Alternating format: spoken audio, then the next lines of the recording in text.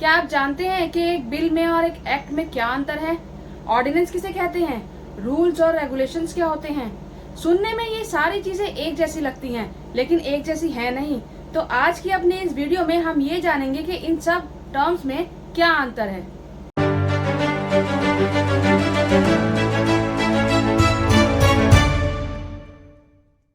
Hello and welcome दोस्तों, मैं हूं वंदना और आप देख रहे हैं लीगल चॉइस। दोस्तों, इन सारी टर्म्स को जानने से पहले हमें ये जानना होगा कि जो हमारी सेंट्रल गवर्नमेंट है, जो कि पूरे देश को चला रही है, उसके कितने ऑर्गन्स हैं। हमारी सेंट्रल गवर्नमेंट के 3 ऑर्गन्स हैं। पहला लेजिस्लेटिव, दूसरा एग्जीक्यूटिव और तीसरा जुडिशरी। लेजिस्लेटिव का काम होता है लॉ बनाना और एग्जीक्यूटिव का काम होता है उसको इम्प्लीमेंट करना और जुडिशरी का काम होता है उस लॉ को इंटरप्रेट करना। लेजिस्लेटिव बॉडी के अंदर हमारी पार्लियामेंट, जिसमें कि दोनों हाउसेज होते हैं, लोकसभा और राज्यसभा, और प्रेसिडेंट आ जाते हैं। एग्जीक्यूटिव बॉडी में हमारे president, vice president, prime minister और उनकी कैबिनेट आ जाती है। जुडिशरी में हमारा सुप्रीम कोर्ट, हाई कोर्ट और सबऑर्डिनेट कोर्ट्स भी आ जाती हैं। अब जब भी कोई नया लॉ बनाना होता है तो सबसे पहले एक ड्राफ्ट तैयार किया जाता है, जिसमें उस लॉ के ऑब्जेक्टिव्स दिए होते हैं और कुछ गाइडलाइंस दी होती हैं। ये ड्राफ्ट जो है वो एक स्टार्टिंग पॉइंट होता है और जब इस ड्राफ्ट को पार्लियामेंट के सामने, यानी कि पार्लियामेंट के दोनों हाउसेज के सामने पेश किया जाता है तो ये बिल बन जाता है।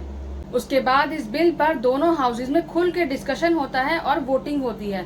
और वोटिंग होने के बाद जब ये दोनों ही हाउसेज में पास हो जाता है तो उसके बाद ही प्रेसिडेंट के सामने पेश किया जाता है। और जब प्रेसिडेंट इसको अपनी सहमति दे देते हैं तो उसके बाद ये बिल जो है ये एक्ट बन जाता है। तो ये हमारा होता है सिंपल लेजिस्लेटिव प्रोसेस, जिसमें कि स्टार्टिंग पॉइंट होती है ड्राफ्ट से, उसके बाद ये ड्राफ्ट बिल बनता है और उसके बाद फाइनली ये ड्राफ्ट बिल जो है ये एक्ट बन जाता है। तो ये डिफरेंस होता है बिल और एक्ट में।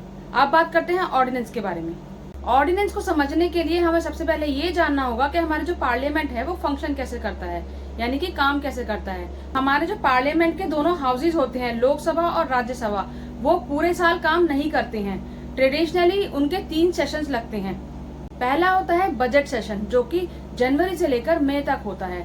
दूसरा होता है मॉनसून सेशन, जो कि जुलाई से लेकर अगस्त तक होता है। और तीसरा होता है विंटर सेशन, जो कि नवंबर से लेकर दिसंबर तक होता है।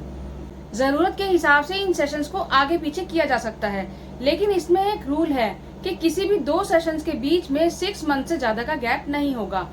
जितने भी एक्ट बनने के प्रोसेस होते हैं वो हमारे इन्हीं सेशंस के दौरान प्रैक्टिस किए जाते हैं। अब ये सोचिए कि मान लीजिए कि हमारा जो पार्लियामेंट है वो वर्किंग नहीं है और कोई इमरजेंसी आ जाती है और कोई लॉ बनाने की जरूरत पड़ जाती है, तो क्या करेंगे? जब पार्लियामेंट सेशन में नहीं होती तो उस पीरियड को रिसेस कहते हैं।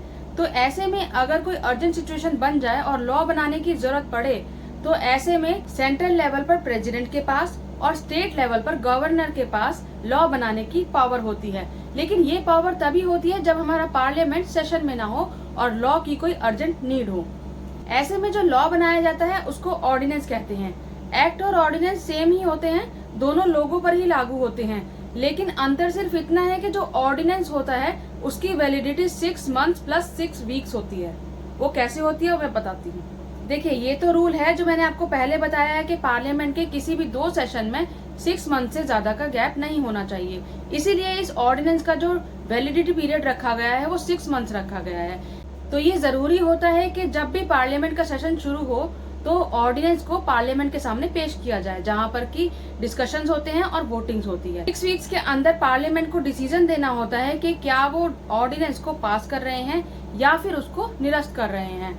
अगर वो ऑर्डिनेंस को पास कर देते हैं तो वो एक्ट बन जाता है, और अगर वो उसको पास नहीं करते हैं या फिर 6 वीक्स तक कोई भी डिसीजन नहीं दिया जाता है तो वो ऑर्डिनेंस ऑटोमेटिकली रिजेक्ट हो जाता है। तो इसीलिए ऑर्डिनेंस का जो वैलिडिटी पीरियड रखा गया है उसमें 6 मंथ्स के साथ इस 6 वीक्स को भी ऐड किया गया है।